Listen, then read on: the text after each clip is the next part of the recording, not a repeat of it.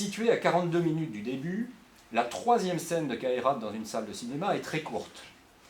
Et pour cause, on y retrouve non pas nos deux personnages, mais un camarade de chambre de Kairat devant Wojciech de Klaren. Comme dans la première séquence, les bords arrondis de l'écran semblent d'abord indiquer qu'il s'agit d'une télévision, avant de découvrir le jeune homme dans une salle de cinéma, devant une scène de crime du film de Klaren. Dans la scène suivante, située dans le foyer de travailleurs, le jeune homme raconte la fin du film à Kairat. Il peine à retrouver le moment précis où Kairat a quitté la salle en suivant Indira.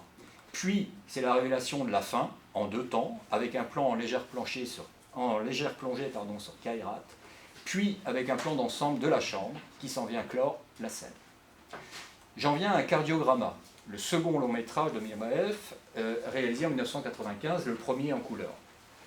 Après l'enfance de Juillet et la jeunesse de Kairat, le film dans son ensemble et dans son unique séquence dans une salle de cinéma en particulier, opère un croisement entre ces deux stades de la vie. Suite à un problème cardiaque repéré en faisant un électrocardiogramme, le médecin dira à sa mère « Les problèmes de cœur sont fréquents chez les enfants kazakhs parce qu'on les aime trop ». Jazoulan, 12 ans, vivant dans les steppes, est envoyé pour un mois dans un institut d'Almaty pour être soigné.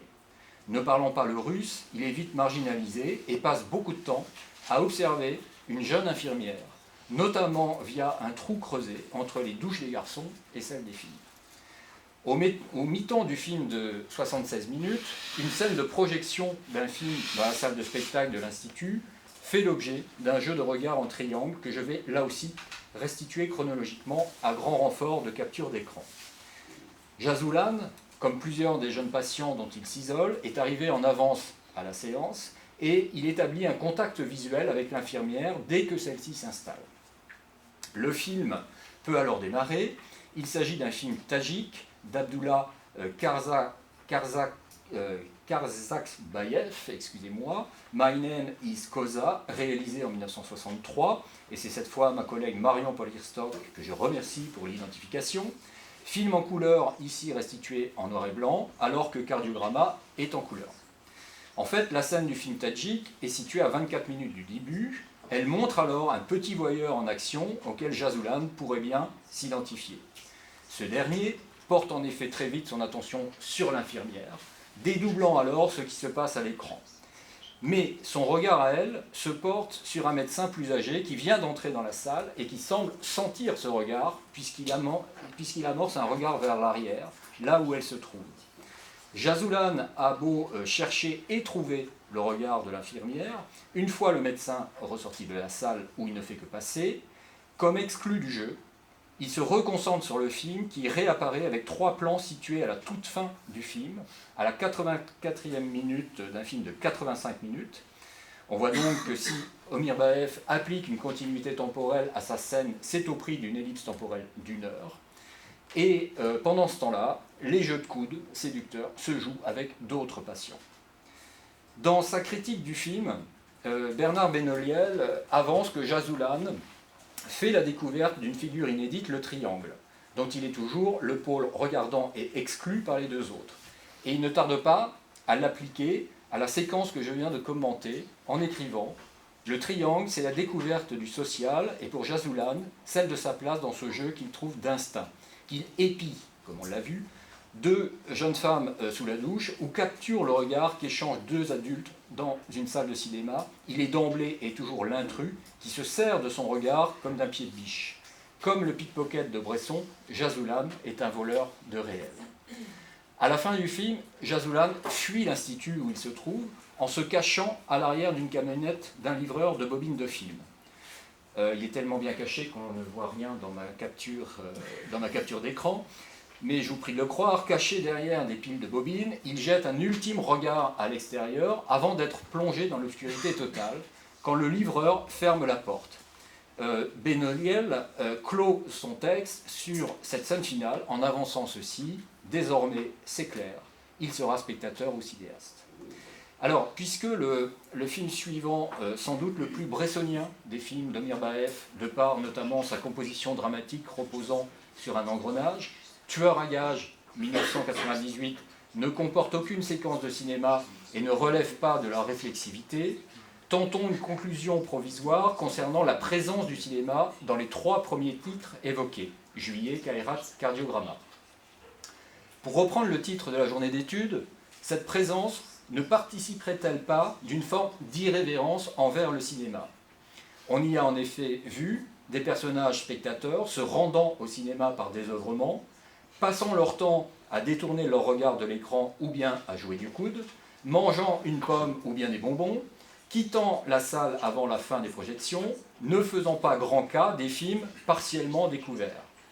On peut certes y voir un manque de respect du cérémonial, une forme de désacralisation du cinéma, mais aussi l'expression d'un imaginaire cinématographique lié à l'enfance, avec ce que l'on pourrait nommer une cinéphilie subie ou imposée, une cinéphilie par défaut.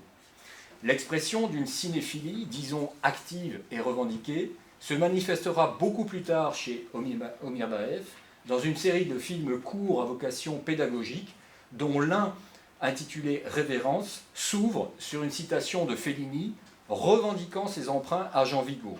Là aussi, merci Eugénie pour la traduction. Le film, en associant 2 à 2 des extraits de films montrant une situation similaire, entend démontrer par l'exemple la manière dont les cinéastes s'influencent les uns les autres. Ainsi, un extrait d'À travers le miroir de Bergman est-il associé à un extrait de Stalker de Tarkovsky, un extrait de l'Atalante de Vigo à un extrait de La Strada de Fellini, ou bien un extrait de La mort aux trousses d'Hitchcock à un extrait de Cardiogramma. Mais j'en reviens au film de fiction d'Omir Baef, et avant de reprendre le fil de la filmographie, je voudrais glisser ici une citation du monteur Yann Dedé. Dans son tout récent ouvrage Le principe du clap, après avoir observé que les citations filmiques concernaient surtout les films documentaires, il écrit ceci. C'est dans des fictions que, dans le courant de la narration, on rend hommage à certains plans ou certaines séquences d'autres films.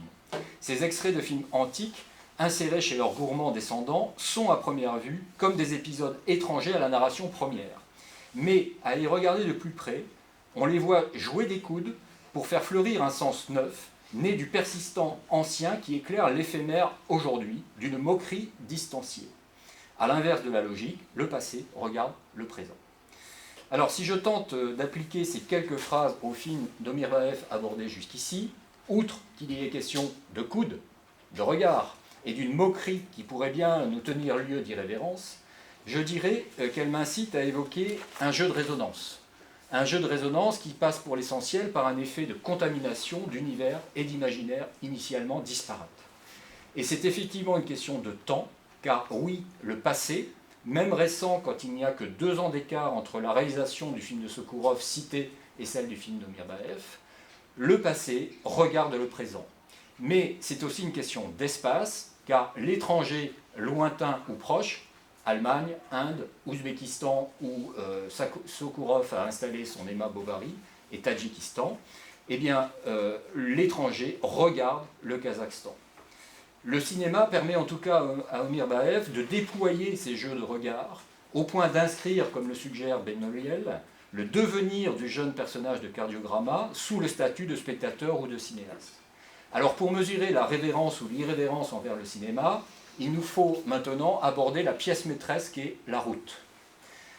Notons tout d'abord qu'après l'accueil critique extrêmement favorable de ces 3 premiers longs métrages, La Route est éreintée dès sa présentation au Festival de Cannes en mai 2001.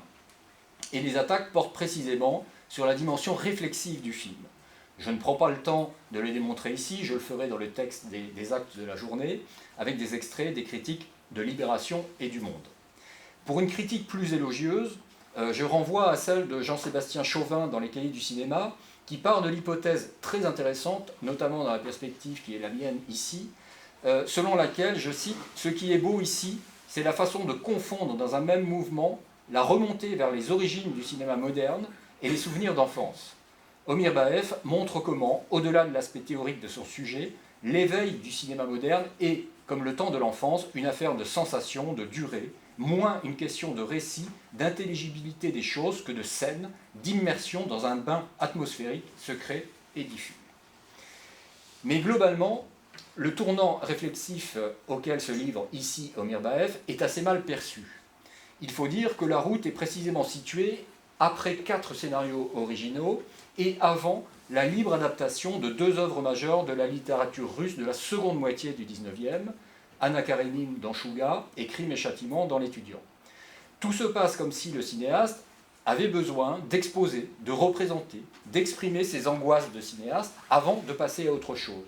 Comme s'il devait liquider l'imaginaire du cinéma prévalant dans ses premiers films, celui que j'ai tenté de définir, et qui précisément disparaîtra dans les films suivant La Route, y compris et peut-être surtout dans le prologue de L'Étudiant sur lequel je conclurai mon intervention.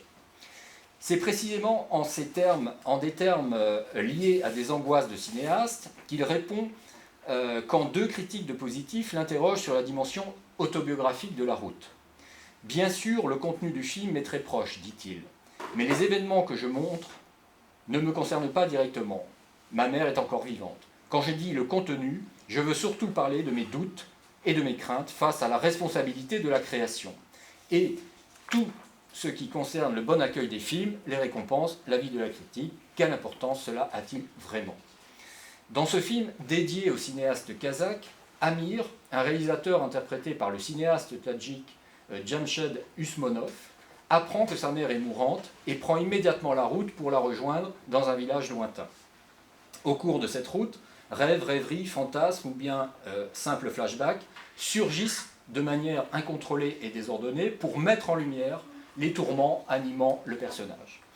Alors j'aurais aimé évoquer avec précision les 3 principales manières de représenter ces doutes qui prennent la forme d'indécision, à savoir indécision d'un rêve qui devient cauchemar, indécision autour d'une question de montage, de l'insertion d'un plan à caractère érotique qui devient une question éthique quand Amir est confronté à un censeur, et enfin indécision autour de 3 variations d'une même scène de crime envisagée par Amir.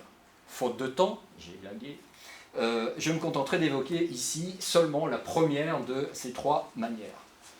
Passé un très court prologue montrant Amir et son fils encore endormis au petit matin tandis que son épouse entame la rédaction d'une lettre, le film s'ouvre sur une scène qui ne sera assimilable à un rêve qu'à rebours.